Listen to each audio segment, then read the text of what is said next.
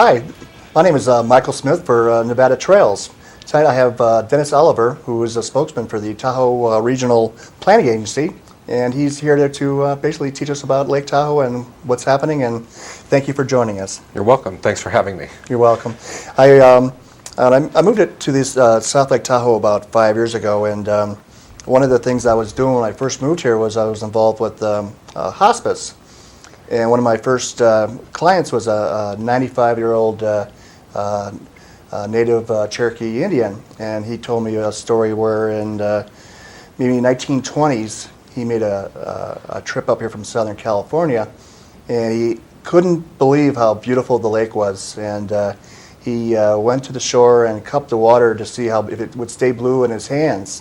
Mm-hmm. And ever since that story, it really tried to pay attention to the lake and what's going on with the lake, and maybe his grandchildren, and well, actually, I'm probably his grandchild anyways, but to keep it for the future. And Dennis is here to pretty much tell us what maybe we can do or what to do to have fun at Lake Tahoe. And so, well, Lake Tahoe is a very special place, and the reason your friend felt that way is analogous with the stories you hear of everybody who came here first, who came over one of the summits and crested it and then looked down, and here's this amazing emerald blue lake that looks ablaze. It's beautiful.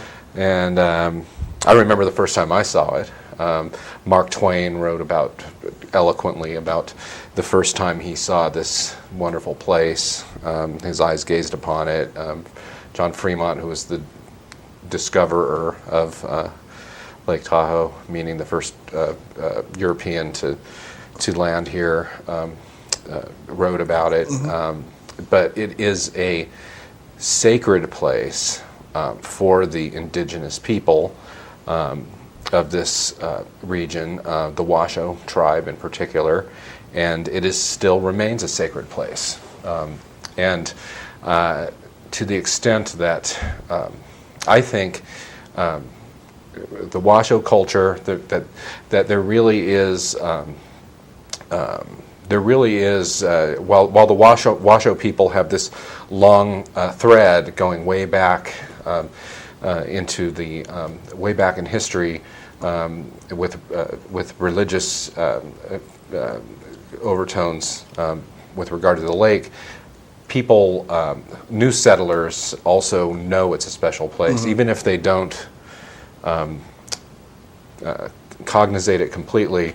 When you cross over into the watershed and you see it, if you're human, you know you're in a special place. It's awesome. And that's why there has been such an effort to preserve it and restore it and treat it like something special.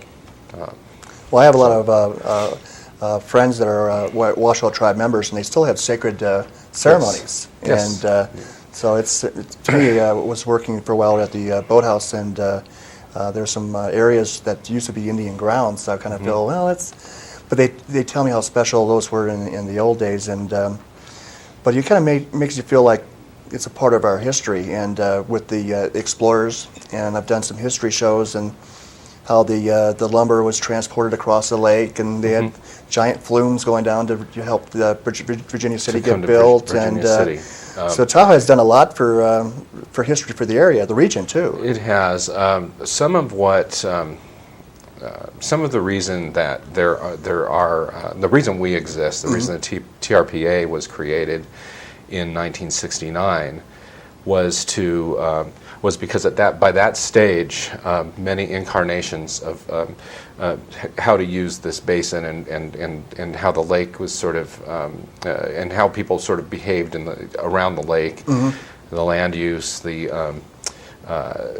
had taken their toll on the lake, and so during the Comstock era in the 1860s, a lot of logging took place, and so the forests were to support the mines at Virginia City.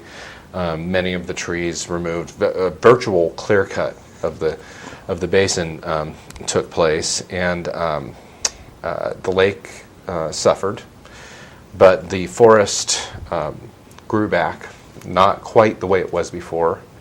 I didn't know it's that. a thicker forest, more overgrown. When you clear cut an area, the way the forests are supposed to look in Lake Tahoe are that the trees are supposed to be spaced out a little more.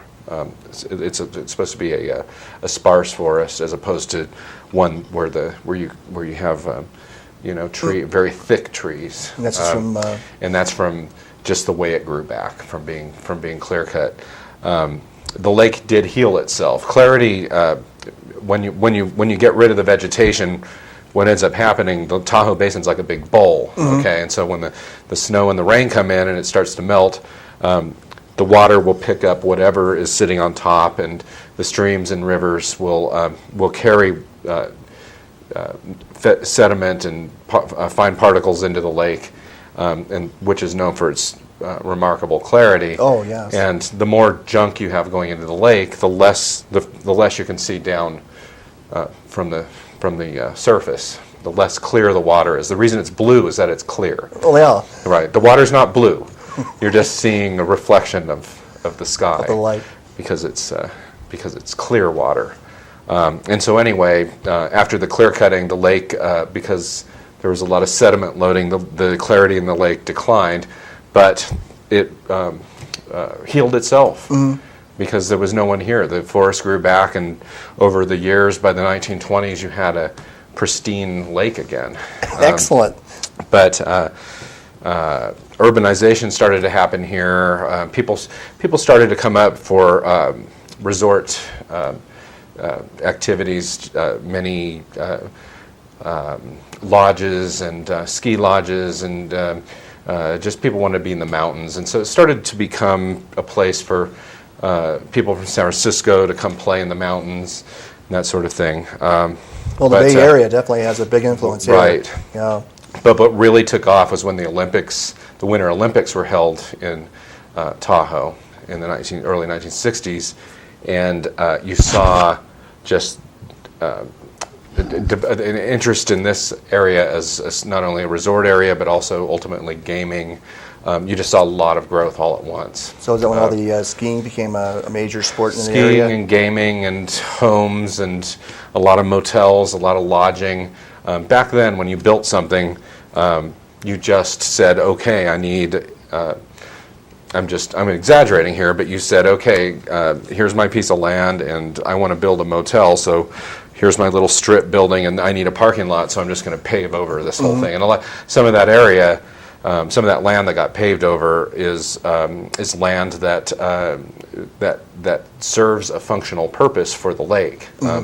Water seeps in and becomes filtered, and when it ultimately reaches the lake, it's clean. Yes. If you have a parking lot, the water slides off the top, and whatever's in it gets into the storm drain or whatever conveyance takes it into the lake, and so you end up with junk in the lake. Well, I don't think back then they were thinking that way. They didn't think about it, Yeah. and by 1969, the plan was to develop Lake Tahoe, to build a city of 800,000 people, a city about the size of San Francisco, to put freeways around it, and to build a bridge across Emerald Bay. So, if you can imagine Lake Tahoe, imagine Mount Tallac or whatever your favorite scenic image is of Lake Tahoe with just skyscrapers. To imagine San Francisco. Hopefully, it would have been as attractive as San Francisco's skyline. Who knows what they would have built? But the plan was for just this big metropolis. I never heard that. Here. That's yes, awesome. That's a true. Bridge across them. Right, a bridge across Emerald Bay. Yeah. There's actually, I've heard that, and I haven't seen this, but somewhere out there floating around is an artist's rendering of that. Well, they had to. Highway system that showed the bridge crossing Emerald Bay, and we're talking wide freeways, like big, like Highway 80, like Interstate 80 type freeways where you could just drive right through. And do a little fishing off the bridge. Yeah.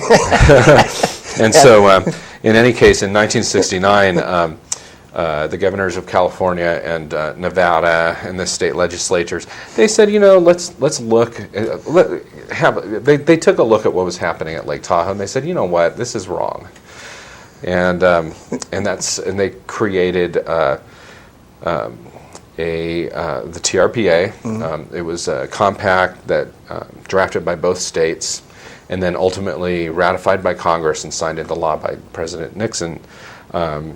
That basically it's set up because both states, the state of Nevada and California, the state line goes right through the lake like a little L shape.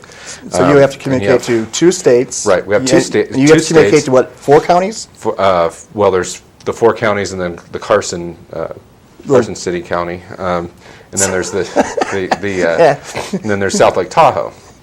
We're the regional authority to kind of just coordinate everything. And so the idea is, what it has evolved into is not only control growth in terms of making sure it happens in an orderly fashion, but to make sure that whatever does happen in Lake Tahoe, that the ultimate goal are incremental is incremental progress toward better water quality, better air quality, protecting scenic resources, enhancing recreation as an experience. We are required by law to achieve these so-called thresholds, and so from a regulatory end, we don't say no development, but we say let's do it in a way where the lake is protected. So it's a special lake. It stays green, as it were, and it still promote fun at the same time. Yes, you can't. Lake Tahoe came this close to becoming a national park at one point, and the reason it didn't happen is that there was vast amounts of land were privately owned, and people looked at it and they said, "There's just too much private land there. We can't do it." Still is required. Well, 85% of the basin is Forest Service. Okay. Now, but when you do a national park, if you want to just draw a line around something and make it a national park, everything's got to be pretty much everything's got to be private. So there was just too much to acquire, and people said, "Oh, it's not going to be too expensive." So that opportunity was lost. I wouldn't be living there now unless I was a park ranger. These are some major goals here. Yes. Bridges, park. Well, still though, it's a national park, and then they wanted to build the city and all this, and so now we have many. There are people who have beautiful lakefront property. There are communities all around the lake, 72 miles of shoreline, small by standards that you would compare to a metropolitan area, but nice communities situated around the lake in different states and different counties, and they have to progress or evolve in a way that is that helps us achieve environmental goals. And so we're doing restoration projects. We're making sure that growth happens in an orderly fashion. Just doing a whole laundry list of things with partners, whether they be local governments or county governments or state transportation or the Forest Service. We're all trying to make sure that the lake is preserved while we enjoy it, and we're very, very fortunate to live there.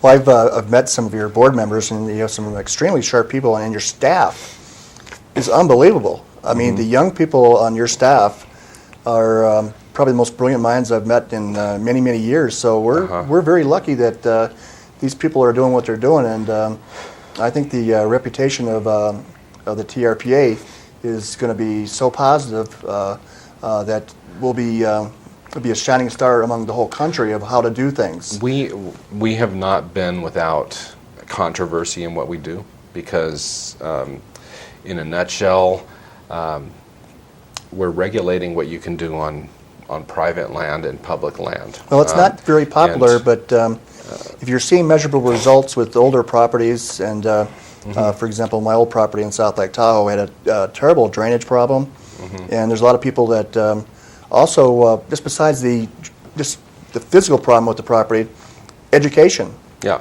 I came from Michigan, and I probably wasn't even using the right fertilizers. I didn't know any better. If you don't have organic products, it affects the lake. It does. I didn't. I was probably washing my car with maybe soap. Maybe that was a bad thing.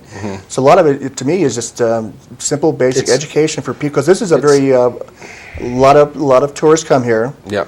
And a lot of people have timeshares, and if we educate them and on simple little things like I experienced, maybe the lake won't be so stressed. And one of the big things, one of the most important things that we need to accomplish at Lake Tahoe is to make sure that everybody who comes there, because we have fewer than 60,000 people who live there year-round, but 3 million visitors. Okay, and so that's the economy. I mean, that's the bread and butter. And so when you come there, and people come there to have fun, they come to Lake Tahoe to ski and boat on the lake. They come to camp.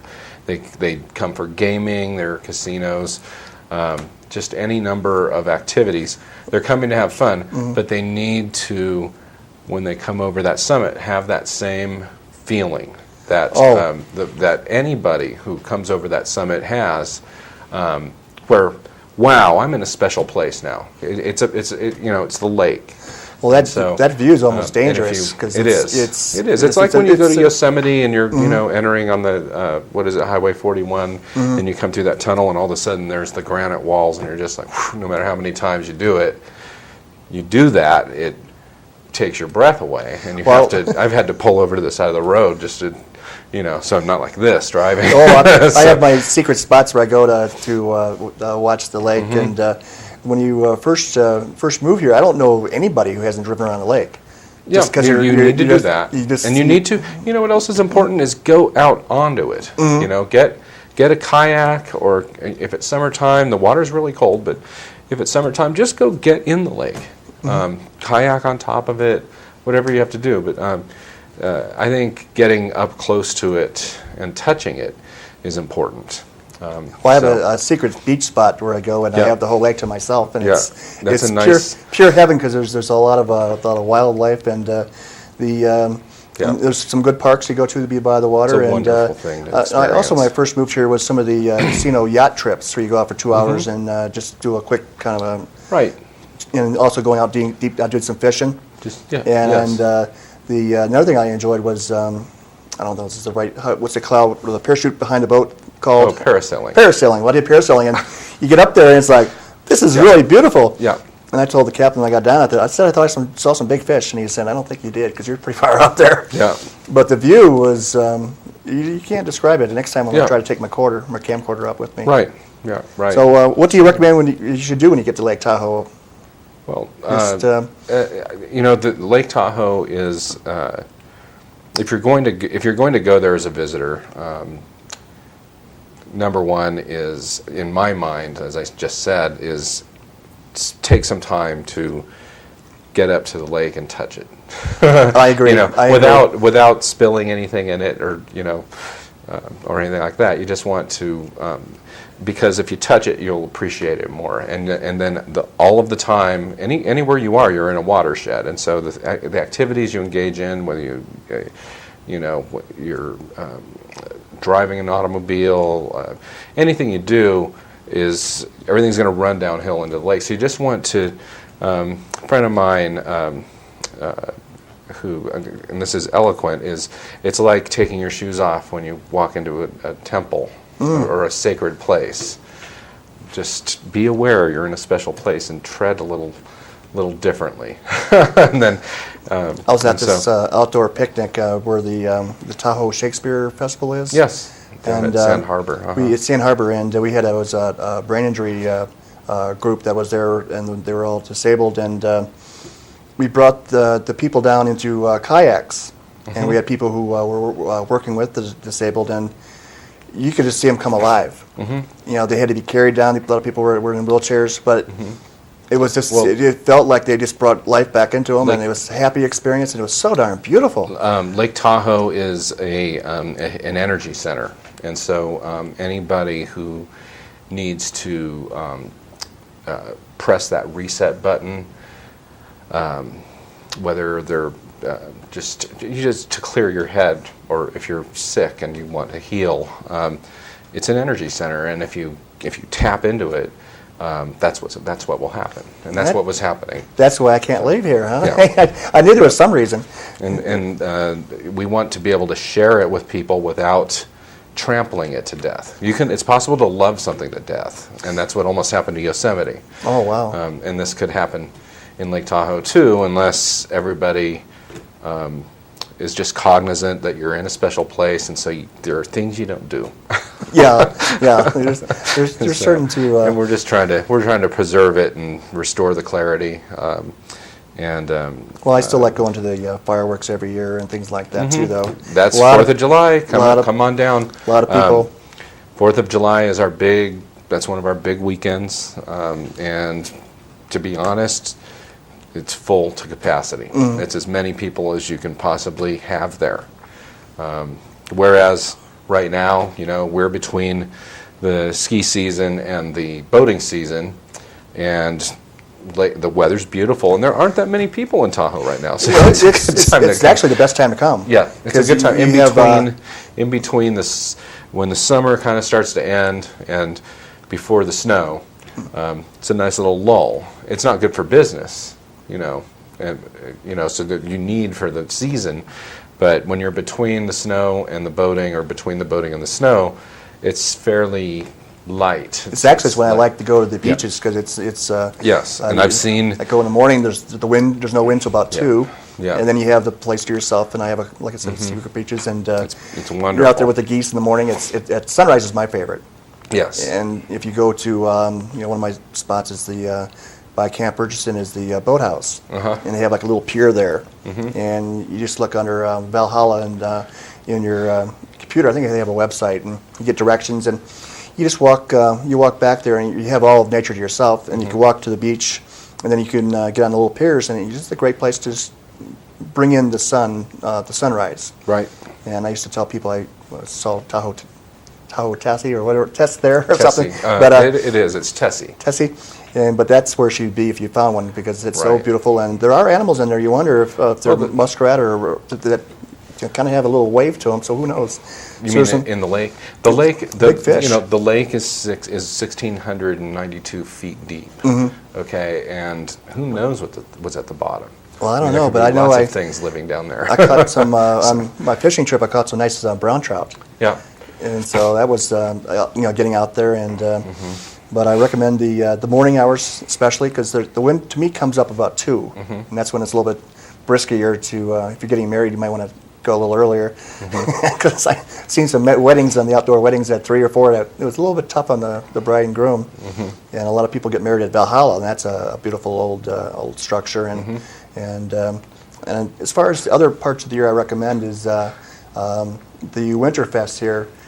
Besides coming here for skiing, the Winterfest, I did a Winterfest in Tahoe City, and I was actually a duck mascot in the parade. But I was just trying to promote the winter, doing my little thing as a local to promote the lake, and there was a lot of young kids, and we entertained the kids, so it doesn't have to be just all adults for skiing, but we can a lot of young children can have fun here, and I think probably your programs are doing that, because you're developing all kinds of things. I'm hearing about bikes, I'm hearing about trails, I'm hearing about hiking, I'm hearing about... Part of what TRPA is required to do is to make sure that that recreation is enhanced and improved, that the recreational experience at the lake is not lost in the rest of what we're doing. Excellent. And so we want to complete the trails, and we want to make sure that people have a place to camp and kayak and ski and. Well, do you have a website that people can look up? It's trpa.org. That's pretty simple. Agency website. And it'll tell you about some of these activities. Well, it'll tell you about the lake, and we have many links to all sorts of different as far as other places. But you don't need a website. You can just drive over, come down into Tahoe, and you'll figure it out. Well, there's so many intelligent people on your staff. I would like to probably figure out a way that how you can study some of the things you do, though. That's kind of what I was saying too. How would you find out what Tahoe TRPA is doing? Well, go on our website. There's updates. One thing I'll mention real quickly, since we're kind of running out of time, I guess, is that this season, starting in the latter part of May, around the 21st, we're going to start asking people bringing their boats into Tahoe if they've been in other lakes and water bodies to. There'll be some inspections probably take place. We'll have some people out there to examine the boats and ask them questions about where they've been. And if necessary, you may see some hosing down of the boats and washing, because we're trying to keep aquatic invasive species like the quagga mussel and those sorts of creatures out of the lake. They're not in Lake Tahoe yet, and we're trying to keep them out. That's very important. I came from the Midwest, and that they really mess up the environment and the boats themselves and the water systems. And if we don't take care of our boats and wash them, you're going to increase our taxes. If those things get into the lake, it can cause a lot of problems ecologically. So we're just figuring that. People understand. People come to Lake Tahoe because it's special, and if we're trying to protect it, if we're delaying them for 10 minutes, I don't think they're going to mind. But that's going to start this year. You'll have some inspectors and inspectors. There's actually dogs that will be able to sniff the quagga mussels and find them. A dog sniffing mussel. Yeah, that must have been a tough training course. Mussel sniffing dog. Well, that's I learned something new again. And boat wash facilities. It's a high pressure, 140 degree. And these will be at all the boat ramps around the lake for the whole year. Well, for the summer, for the boating season. Oh, okay. Yeah. But that's so that's just something to be aware of if you're bringing your boat over. Dog sniffing mussel, or mussel sniffing dog. I was going to say I was still shocked about a dog could find it out. Well, you figure a dog can follow a person's scent and. Well, it makes sense if you think about it, but they just trained this dog to sniff out quagga mussels. So. Well, I just hadn't heard about that, but anyways, it's interesting. Thank you, Dennis Oliver, for educating me on Lake Tahoe, and hopefully we'll have you and some of your staff back and continue the education, because this is a lot of things are happening, and we appreciate it. So, anyways, thank you, sir, for coming. Thanks. Thank you. This is Michael Smith for Nevada Trails.